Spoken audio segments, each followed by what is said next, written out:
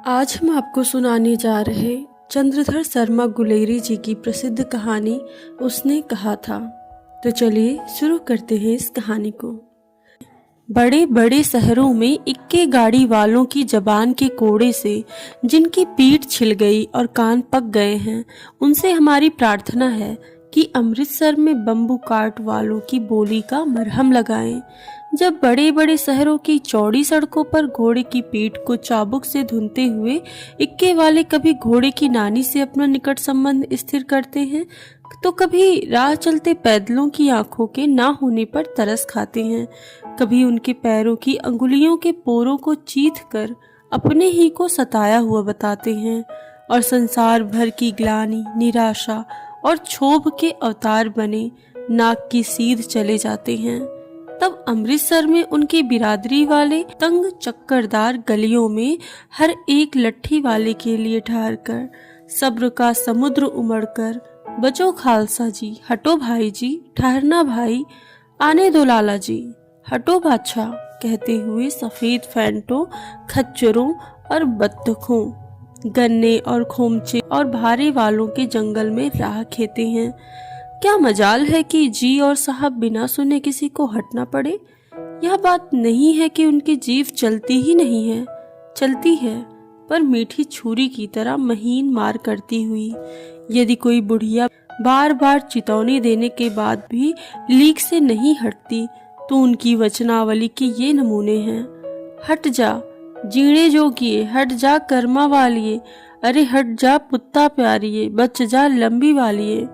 समष्टि में इसका अर्थ है कि तू जीने योग्य है, तू भाग्य वाली है, पुत्रों की प्यारी है, लंबी उम्र तेरे सामने है, तू क्यों मेरे पहियों के नीचे आना चाहती है, बच जा। ऐसे बम्बू काट वालों के बीच में होकर एक लड़का और एक लड़की चौक की एक दुकान पर आ मिले। उसके बालों और उसके ढीले सुथने से जान पड़ता था कि दोनों सिख हैं। वह अपने मामा के केस धोने के लिए दही लेने आया था और यह रसोई के लिए बढ़िया। दुकानदार एक परदेसी के गुथ रहा था जो शेर भर गीले पापड़ों की गड्डी को गिने बिना हटता ना था। तेरा घर कहाँ है? मगरे में। और तेरे? माझे में। यहाँ कहाँ रहती है? अतर सिंह की बैठक में। वे मेरे मामा होते हैं। मैं भी मामा के यहाँ ही आया हूँ। उनका घर गुरु बाजार में है। इतने में दुकानदार निबटा और इनका सौदा देने लगा। सौदा लेकर दोनों साथ साथ चले। कुछ दूर जाकर लड़के ने मुस्कुराकर पूछा, तेरी कुमड़ाई हो गई क्या? इस पर लड़की कुछ आंखें चढ़ाकर धत कहकर दौड़ गई और लड़का मुंह देखता रह गया। दूसरे तीसरे दिन सब्जी वाले के यहाँ या दूध वाले के यहाँ अकस्मात दोनों मिल जाते हैं। महीना भर यही हाल चला। 2-3 बार लड़के ने फिर पूछा, तेरी कुमड़ाई हो गई? और उत्तर में वही धत मिला। एक दिन जब फिर लड़के ने वैसी ही हंसी में चिढ़ाने के लिए पूछा, तो लड़की की संभावना के विरुद्ध बोली, हाँ हो गई। कब? कल। देखते नहीं है रेशम से कढ़ा हुआ सालू? लड़की भाग गई। लड़के ने घर की राह ली। रास्ते में एक लड़की को मोरी में ढकेल दिया। एक छाबड़ी वाले की दिन भर की कमाई खोई। एक कुत्ते पर पत्थर मारा और एक गोभी वाले के ठेले में दूध उड़ेल दिया। सामने नहाकर आती हुई किसी वैष्णवी से टकराकर अंधे की उपाधि पाई। तब कहीं घर पहुंचा। दृश्य दूसरा। राम, यह भी कोई लड़ाई है? दिन रात खंदकों में बैठे हड्डियां अकड़ गई। लुधियाने में 10 गुना जाड़ा और मेह और बर्फ ऊपर से पिंडलियों तक कीचड़ में धसे हुए हैं। गनीम कहीं दिखता नहीं। घंटे 2 घंटे में कान के पर्दे फाड़ने वाले धमाके के साथ सारी खंदक हिल जाती है और 100-100 गज धरती उछल पड़ती है। इस गैबी गोले से कोई बचे तो लड़े। नगर कोट का जलजला सुना था। यहाँ दिन में 25 जलजले होते हैं। जो कहीं खंदक से बाहर साफा या कोहनी निकल गई तो चटाक से गोली लगती है। ना मालूम बेईमान मिट्टी में लेटे हुए हैं या घास की पत्तियों में छिपे रहते हैं। लहना सिंह और 3 दिन हैं। 4 तो खंदक में बिता ही दिए हैं, परसों रिलीफ आ जाएगी और फिर 7 दिन की छुट्टी है। अपने हाथों झटका करेंगे और पेट भर सो रहेंगे। उसी फिरंगी मेम के बाग में मखमल की सी हरी घास है, फल और दूध की वर्षा कर देती है। लाख कहते हैं पर दाम नहीं लेती। कहती है तुम राजा हो, मेरे मुल्क को बचाने आए हो। 4 दिन तक पलक नहीं झपकी। बिना फेरे घोड़ा बिगड़ता है और बिना लड़े सिपाही।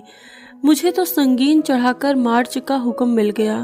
फिर 7 जर्मनों को अकेला मारकर ना लौटूं तो मुझे दरबार साहब की देहली पर मत्था टेकना न नसीब हो।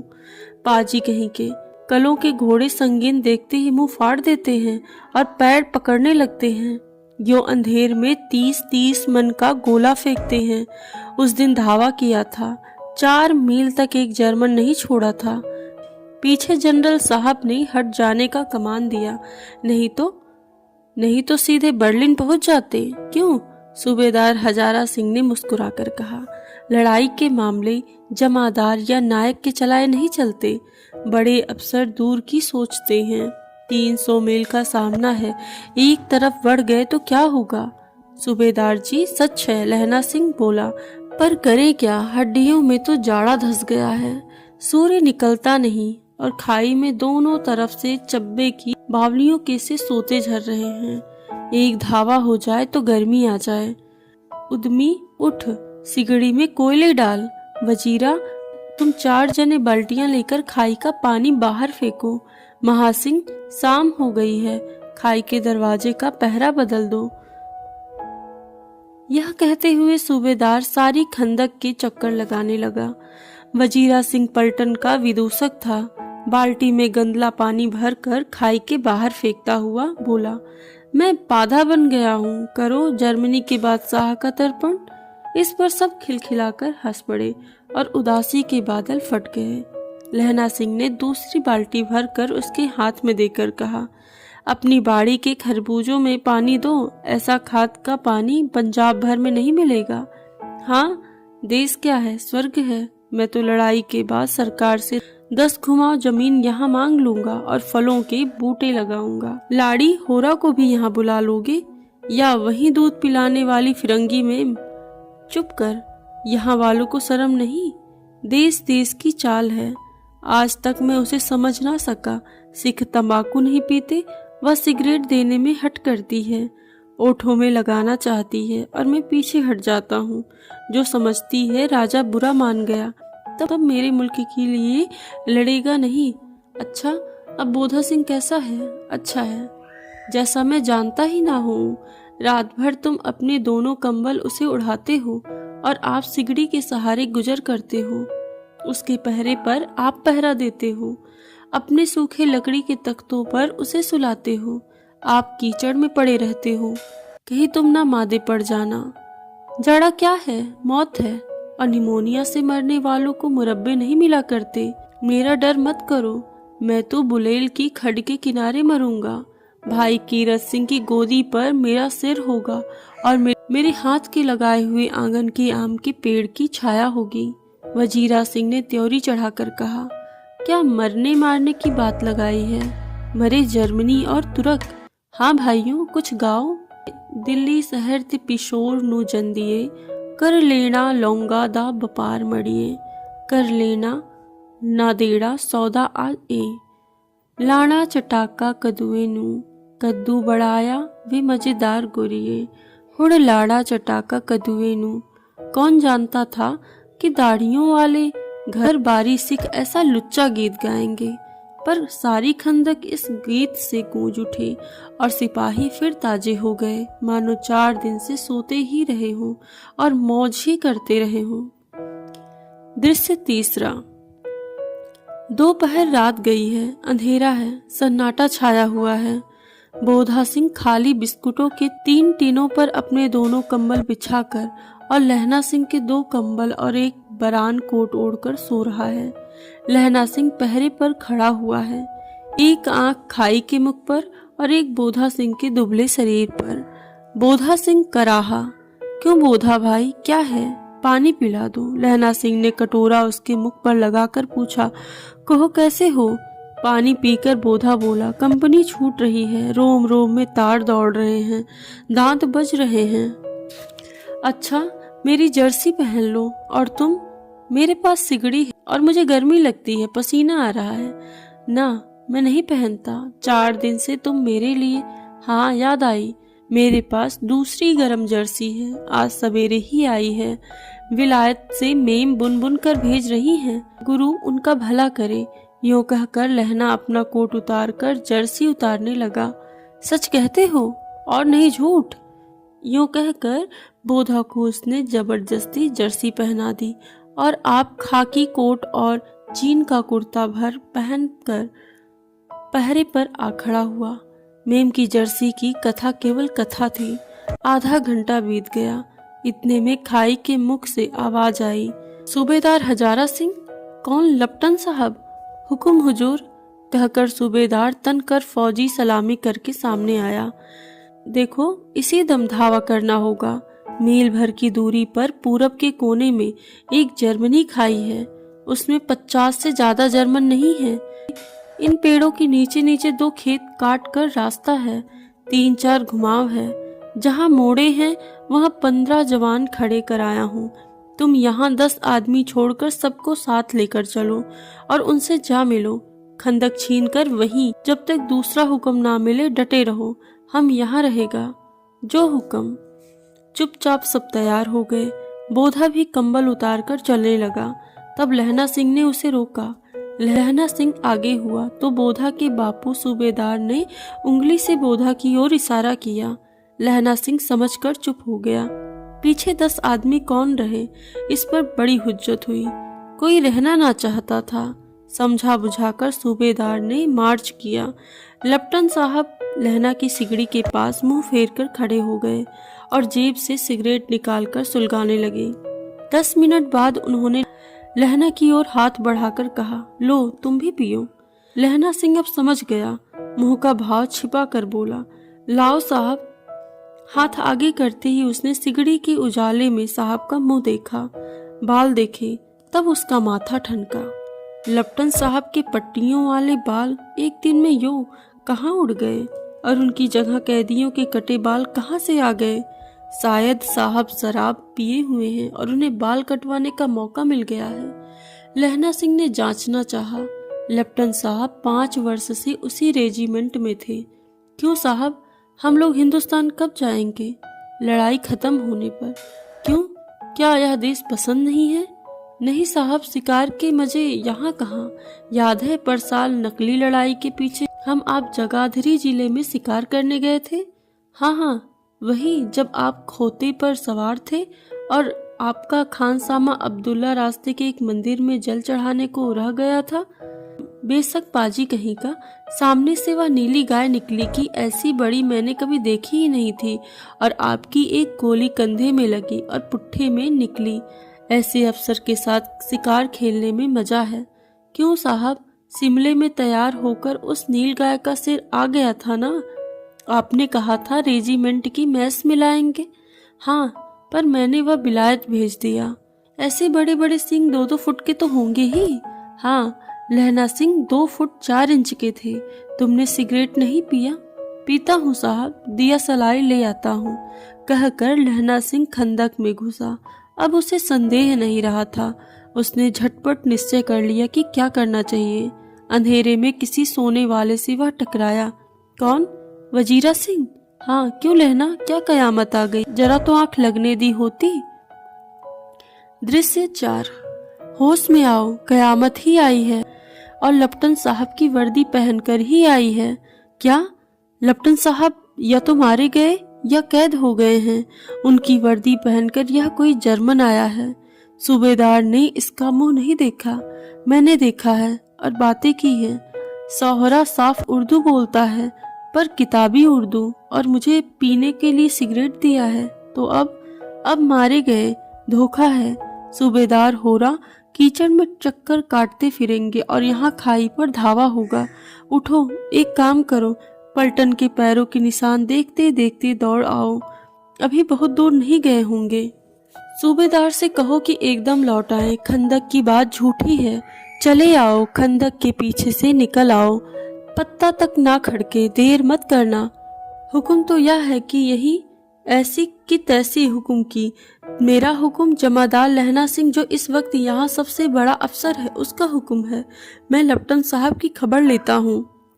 पर यहाँ तो तुम 8 ही हो। 8 नहीं 10 लाख। एक एक अकालिया सिख 1.25 लाख के बराबर होते हैं। चले जाओ। लौटकर खाई के मुहाने पर लहना सिंह दीवार से चिपक गया। उसने देखा कि लेफ्टिनेंट साहब ने जेब से बेल के बराबर 3 गोले निकाले और तीनों को जगह जगह खंदक की दीवारों में घुसेड़ दिया और तीनों में एक तार सा बांध दिया। तार के आगे सूत की एक गुत्थी थी जिसे सिकड़ी के पास रखा। बाहर की तरफ जाकर एक दिया सलाई जलाकर गुत्थी पर रखने लगा। इतने में बिजली की तरह दोनों हाथों से उल्टी बंदूक को उठाकर लहना सिंह ने साहब की कूहनी पर तान कर दे मारा। धमाके के साथ साहब के हाथ से दिया सलाई गिर पड़ी। लहना सिंह ने एक कुंदा साहब की गर्दन पर मारा और साहब आंख मीन गॉड कहते हुए चित्त हो गए। लहना सिंह ने तीनों गोलों को बीन कर खंदक के बाहर फेंके और साहब को घसीट कर सिंगड़ी के पास ले आया। जेबों की तलाशी ली। 3-4 लिफाफे और एक डायरी निकालकर उन्हें अपनी जेब के हवाले किया। साहब की मूर्छा हटी। लहना सिंह हंसकर बोला, क्यों लेफ्टिनेंट साहब, मिजाज कैसा है? आज मैंने बहुत बातें सीखी। यह सीखा कि सिख भी सिगरेट पीते हैं। यह सीखा कि जगाधरी के जिले में नील गायें होती हैं और उनके 2 फुट 4 इंच के सींग होती हैं। यह सीखा कि मुसलमान खानसामा मूर्तियों पर जल चढ़ाते हैं और लेफ्टिनेंट साहब खोते पर चढ़ते हैं। पर यह तो कहो ऐसी साफ उर्दू कहाँ से सीखा है? हमारे लेफ्टिनेंट साहब तो बिन डेम के 5 लफ्ज भी नहीं बोला करते थे। लहना ने पतलून के जेबों की तलाशी नहीं ली थी। साहब ने मानो जाड़े से बचने के लिए दोनों हाथ जेबों में डाले। लहना सिंह कहता गया, चालाक तो बड़े हो, पर माझे का लहना इतने बरस लेफ्टिनेंट साहब के साथ रहा है। उसे चकमा देने के लिए 4 आंखें चाहिए। 3 महीने हुए एक तुर्की मौलवी मेरे गांव आया था। औरतों को बच्चे होने के ताबीज बांटता था और बच्चों को दवाई देता था। चौधरी साहब के बड़ के नीचे मंजा बिछा हुआ था, हुक्का पीता रहता था और कहता था कि जर्मनी वाले बड़े पंडित हैं, वेद पढ़ पढ़कर उसमें से विमान चलाने की विद्या जान गए हैं। गौ को नहीं मानते। हिंदुस्तान में आ जाएंगे तो गौ हत्या बंद कर देंगे। मंडी के बनियों को बहकाता है कि डाक खाने से रुपया निकाल लो, सरकार का राज्य जाने वाला है। डाक बाबू पौलहू राम भी डर गया था। मैंने मुल्ला जी की दाढ़ी मोड़ दी थी और गांव से बाहर निकाल कर कहा था कि जो मेरे गांव में अब पैर रखा तो। साहब की जेब में से पिस्तौल चला और लहना की जांघ में गोली लगी। इधर लहना की हेनरी मॉर्टिनी के 2 फायरों ने साहब की कपाल क्रिया कर दी। धड़ाका सुनकर सब दौड़ आए। बोधा चिल्लाया, क्या है? लहना सिंह ने उसे यह कहकर सुला दिया कि एक हड़का हुआ कुत्ता आया था, मार दिया। और औरों से सब हाल कह दिया। सब बंदूकें लेकर तैयार हो गए। लहना सिंह ने साफा फाड़कर घाव के दोनों तरफ पट्टियां कसकर बांधी। घाव मांस में ही था। पट्टियों के कसने से लहू निकलना बंद हो गया। इतने में 70 जर्मन चिल्लाकर खाई में घुस पड़े।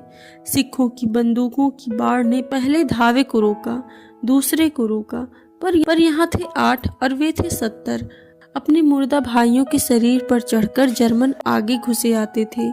थोड़े से मिनटों में वे अचानक आवाज आई, वाह गुरुजी की फतह, वाह गुरुजी की खालसा।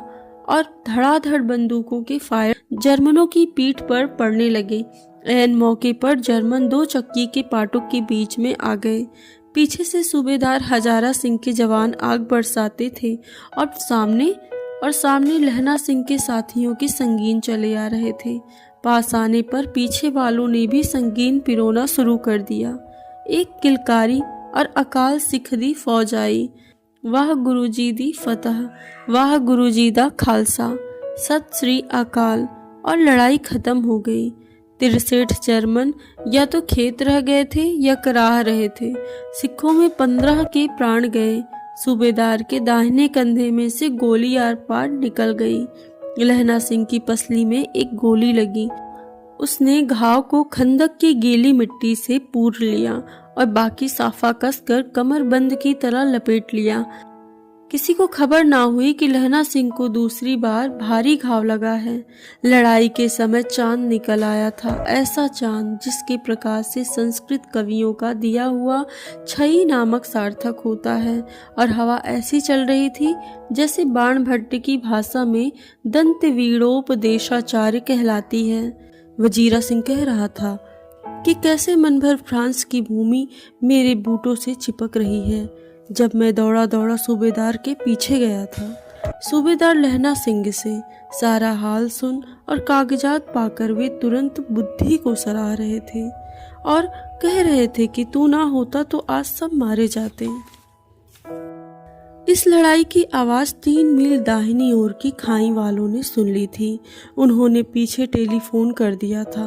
वहां से झटपट 2 डॉक्टर और 2 बीमार ढोने वाली गाड़ियां चली, जो कोई 1.5 घंटे के अंदर पहुंची। फील्ड अस्पताल नजदीक था, सुबह होते होते वहां पहुंच जाएंगे, इसीलिए मामूली पट्टी बांधकर एक गाड़ी में घायल लिटाए गए और दूसरे में लाशें रखी गई। सूबेदार ने लहना सिंह की जांघ में पट्टी बंधवानी चाहिए, पर उसने यह कहकर टाल दिया कि थोड़ा घाव है, सवेरे देखा जाएगा। बोधा सिंह ज्वर में बर्रा रहा था। वह गाड़ी में लिटाया गया। लहना को छोड़कर सूबेदार जाते नहीं थे। यह देख लहना ने कहा, तुम्हें बोधा की कसम है और सूबेदारनी जी की सौगंध है जो इस गाड़ी में ना चले जाओ, और तुम मेरे लिए वहां पहुंचकर गाड़ी भेज देना, और जर्मन मुर्दों के लिए भी तो गाड़ियां आती होंगी। मेरा हाल बुरा नहीं है, देखते नहीं मैं खड़ा हूँ। वजीरा सिंह मेरे पास है ही। अच्छा, पर बोधा गाड़ी पर लेट गया। भला आप भी चढ़ा आओ। सुनिए तो, सूबेदारनी होरा को चिट्ठी लिखो तो मेरा मत्था टेकना लिख देना, और जब घर जाओ तो कह देना कि मुझसे जो उसने कहा था वह मैंने कर दिया। गाड़ी चल पड़ी। सूबेदार ने चढ़ते चढ़ते लहना का हाथ पकड़कर कहा, तैने मेरे और बोधा के प्राण बचाए हैं, लिखना कैसा? साथ ही घर चलेंगे। अपनी सूबेदारनी को तू कह देना उसने क्या कहा था। अब आप गाड़ी पर चढ़ जाओ, मैंने जो कहा वह लिख देना और वह कह भी देना। गाड़ी जाते जाते लहना लेट गया। वजीरा पानी पिला दे और मेरा कमरबंद खोल दे, तर हो रहा है। 5वां दृश्य। मृत्यु के कुछ समय पहले स्मृति बहुत साफ हो जाती है। जन्म भर की घटनाएं एक एक करके सामने आती हैं। सारे दृश्यों के रंग साफ होते हैं। समय की धुंध बिल्कुल उन पर से हट जाती है। लहना सिंह 12 वर्ष का है। अमृतसर में मामा के यहाँ आया हुआ है। दही वाले के यहाँ, सब्जी वाले के यहाँ, हर कहीं उसे एक 8 वर्ष की लड़की मिल जाती है। जब वह पूछता है तेरी कुमड़ाई हो गई, तब वह धत कहकर भाग जाती है। एक दिन उसने वैसे ही पूछा। उसने कहा, हाँ कल हो गई, देखते नहीं है रेशम के फूलों वाला सालू। सुनते ही लहना सिंह को दुख हुआ, क्रोध हुआ। क्यों हुआ? वजीरा सिंह पानी पिला दे। 25 वर्ष बीत गए। अब लहना सिंह नंबर 77 राइफल्स में जमादार हो गया है। उसने 8 वर्ष की कन्या का ध्यान ही नहीं रहा। ना मालूम वह कभी मिली भी या नहीं। 7 दिन की छुट्टी लेकर जमीन के मुकदमे की पैरवी करने वह अपने घर गया। वहां रेजिमेंट के अफसरों की चिट्ठी मिली। फौज लाम पर जाती है, फौरन चले जाओ। साथ ही सूबेदार हजारा सिंह की भी चिट्ठी मिली है। मैं और बोधा सिंह भी लाम जाते हैं। लौटते हुए हमारे घर होते जाना, साथ ही चलेंगे। स्वप्न चल रहा है, सूबेदारनी कह रही है, मैंने तेरे को आते पहचान लिया है। एक काम कहती हूँ, मेरे तो भाग फूट गए। सरकार ने बहादुरी का खिताब दिया है, लायलपुर में जमीन दी है। आज नमक हलाली का मौका आया है, पर सरकार ने हम तीनियों की एक घगरिया पलटन क्यों ना बना दी। जो भी हो, सूबेदार जी के साथ जाती। एक बेटा है, फौज में भर्ती हुए उसे 1 बरस हुआ है। उसके पीछे 4 और भी हुए हैं, पर एक भी नहीं जिया। सूबेदारनी रोने लगी। अब दोनों जाते हैं। मेरे भाग, तुम्हें याद है एक दिन तांगे वाले का घोड़ा दही वाले की दुकान के पास बिगड़ गया था और तुमने उस दिन मेरे प्राण बचाए थे। आप घोड़े की लातों में चले गए थे और मुझे उठाकर दुकान के तख्ते पर खड़ा कर दिया था। ऐसे ही इन्हों को बचाना, यही मेरी भिक्षा है। तुम्हारे आगे आंचल पसारती हूँ। रोती रोती सूबेदारनी ओबरी में चली गई। लहना भी आंसू पोंछता हुआ बाहर आया। वजीरा सिंह, पानी पिला दो, उसने कहा था। लहना सिंह का सिर अपनी गोद में रखे वजीरा सिंह बैठा है। जब मांगता है तब पानी पिला देता है। आधे घंटे तक लहना चुप रहा, फिर बोला, कौन? कीरत सिंह? वजीरा ने कुछ समझकर कहा, हाँ भैया, मुझे और ऊंचा कर ले, अपने पट्टे पर मेरा सिर रख ले। वजीरा ने वैसे ही किया। हाँ अब ठीक है, पानी पिला दे बस। अब की हाड़ में यह आम खूब फलेगा। चाचा भतीजे दोनों यहाँ बैठकर आम खाएंगे। जितना बड़ा भतीजा है उतना ही यह बड़ा आम है। जिस महीने उसका जन्म हुआ था उसी महीने में मैंने इसे लगाया था। वजीरा सिंह के आंसू टप टप टपक रहे थे। कुछ दिन पीछे लोगों ने अखबारों में पढ़ा, फ्रांस और बेल्जियम 68वीं सूची, मैदान में घावों से मरा नंबर 77 सिख राइफल जमादार लहना सिंह। ये कहानी यहीं पे समाप्त होती है। धन्यवाद।